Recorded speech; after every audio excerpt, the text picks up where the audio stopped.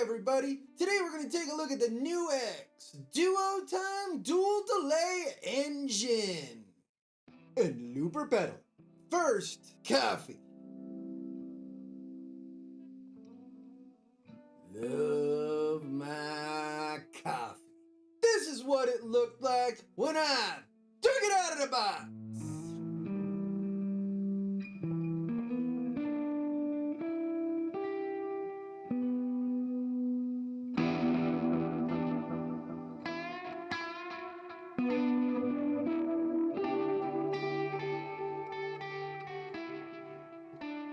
The chapters in today's video are I can't get no satisfaction. We're going to take a look at the features and specifications of this pedal. Rock and roll high school. We're going to take a look at the documentation provided with the pedal. Wall of sound. We're going to go through some sound samples from the pedal. Listen to the music. How's it sound in a mix? Don't go away mad.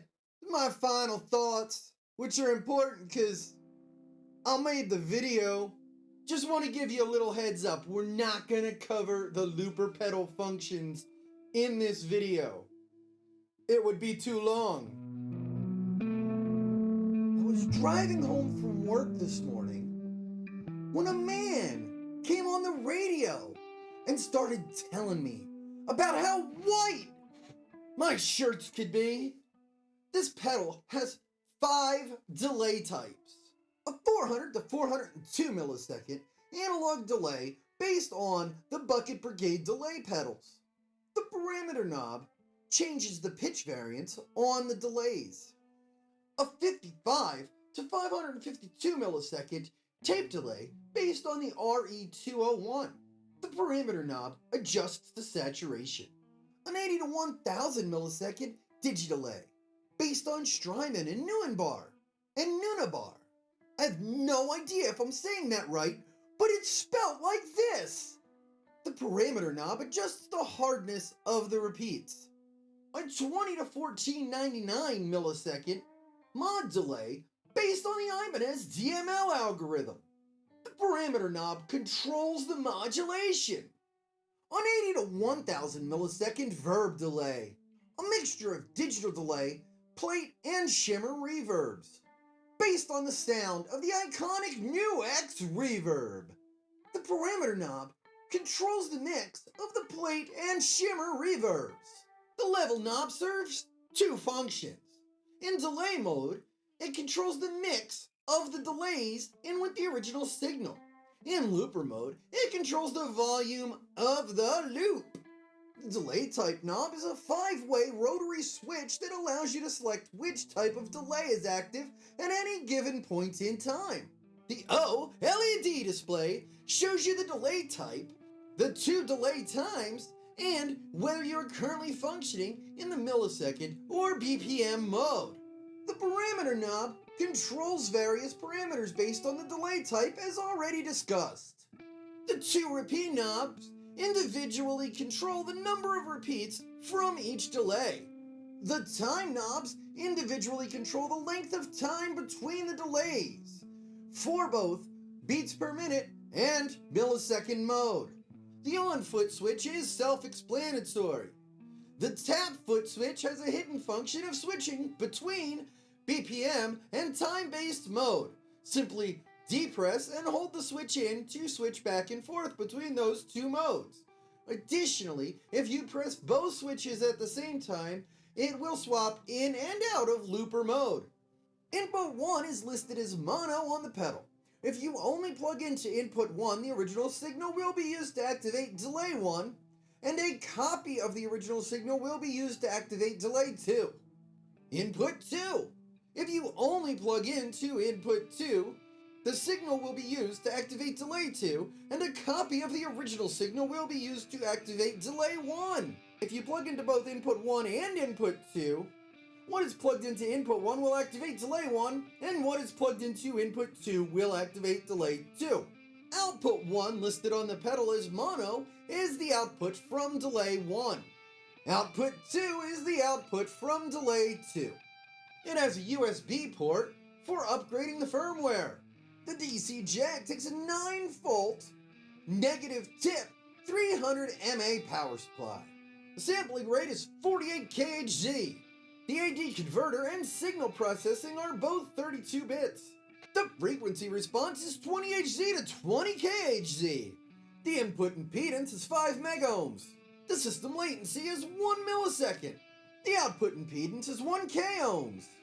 The dynamic range is 102 dBu, probably because it rhymes. The current draw is less than 150 milliamps. It is 105 millimeters long, 115 millimeters wide, and 58 millimeters high. It weighs 440 grams. Rock in the high school. It actually comes with a pretty beefy manual. I was pretty impressed when I first took it out of the box. Guys, I've actually already seen some screenshots out of this manual. According to the manual, there's 4 ways you can hook this pedal up. A mono in to a stereo out. Plug your guitar or any other instrument into input 1, and then plug output 1 and output 2 into separate channels or separate amplifiers. Stereo in, stereo out. If you're coming off of like a stereo chorus or something like that, you could plug into input 1 and input 2 and then send the 2 outputs to 2 separate channels or 2 separate amplifiers. Interestingly, this isn't covered in the manual. You could plug one guitar into input 1 and a separate guitar into input 2, set the settings exactly the same, and have both guitars have the same exact delay running on them, with only using one pedal. You can plug in mono and use a mono out as well. If I plug into 1 and out of 1, I just get delay 1. If I plug into 1 and out of 2, I just get delay 2. Same if I plug into input 2 and output 1 or input 2 and output 2. You can run the pedal in stereo. To do this, plug into input 1, then run a jumper between output 1 and input 2. Come out of output 2 and go to the amplifier. There's some more things in the manual, like some ways that you can play with knobs to get weird effects out of it and things like that. I'm skipping over that in this video because I plan to do more videos on this pedal. It has way too many functions to cover all of them in one video. Whoa!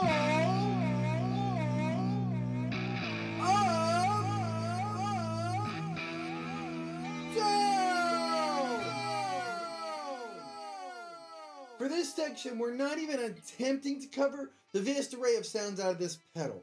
What I did is I picked some specific ones that I think sound pretty cool, and we're just gonna run through those. So let's hear them.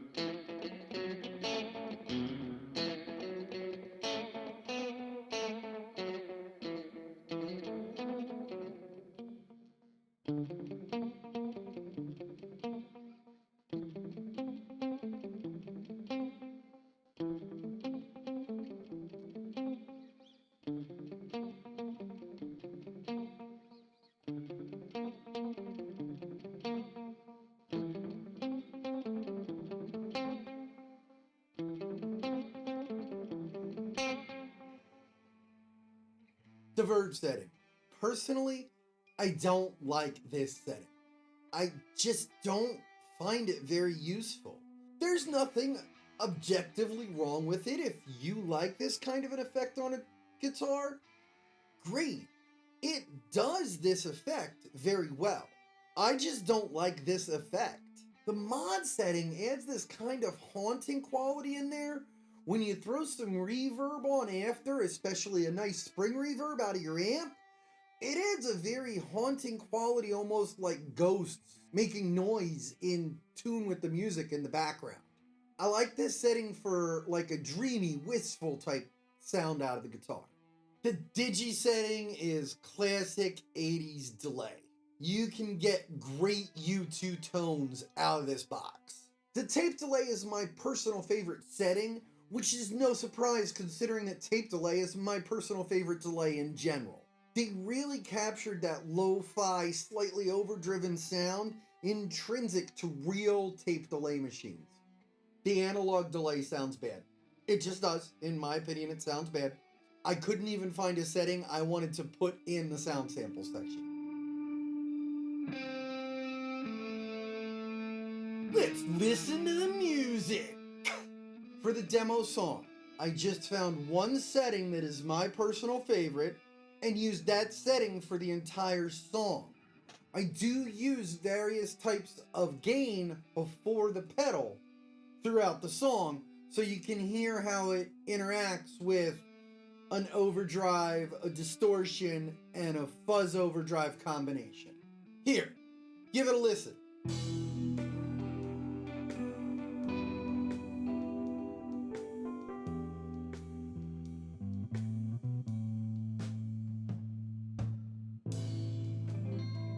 I don't know. All I did was play it.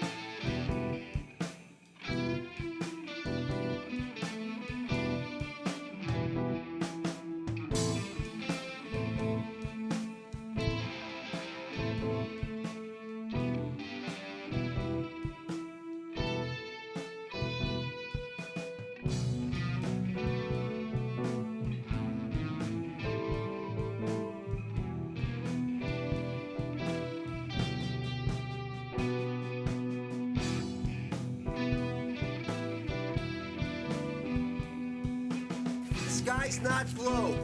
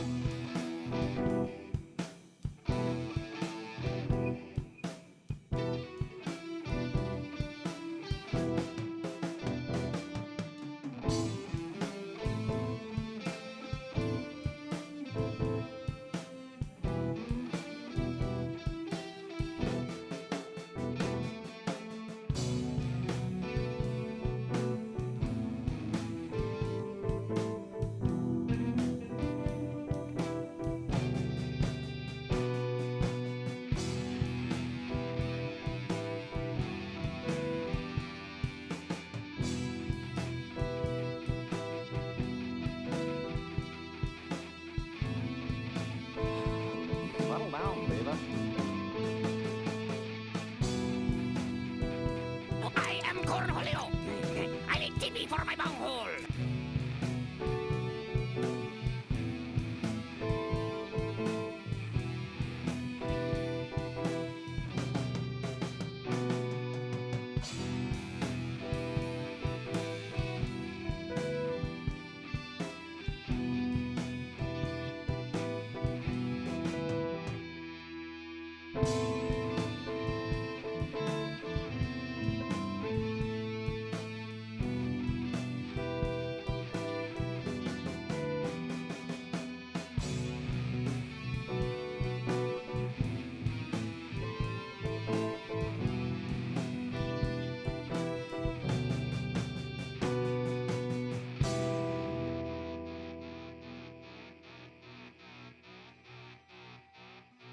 I think the delay sounds great in the mix.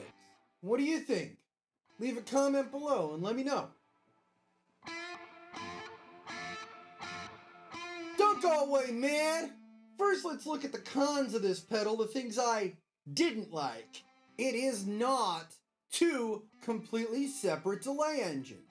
I would describe it as a two-stage delay with two engines on the second stage and only one engine on the first stage.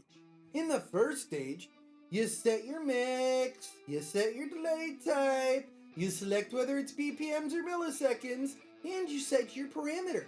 In the second stage, you pick your time and your number of repeats. I find this incredibly limiting. One of my favorite things to do with two delays is to run a dotted eighth and a quarter note. Dotted eighth first, 50% mix, 1 repeat. Quarter note, a bunch of repeats, 25 to 35% mix. And the dotted eighth goes into that, so you get this galloping effect as it goes off into the distance. This pedal cannot do that. Switching between series and parallel requires rewiring. You're not going to be doing that in the middle of a set. It does not have a true mono setting. I can't plug one cable into an input, one cable into an output, and hear both delays. Personally, I find 2 of the 5 delays unusable. It'd be really nice if one delay could be time-based and the other one could be based on beats per minute.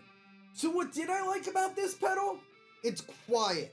It doesn't add any audible noise to my signal chain. The delays are very high quality. I've heard much more expensive dual delay pedals that had similar quality delays. It both records and amps very well. Blue is one of my favorite colors. It can do serial and parallel, but it's a pain to switch. It works great as a post-production tool as well. It's $150. It's on the cheaper end of high-quality dual delay pedals. At this point, I'm going to leave it on my board for 6 months and do a follow-up video at that time. It might be longer than 6 months. Oh, thanks for watching! Don't forget to like, subscribe, and ring my bell, baby! Stay happy, stay healthy, and God bless!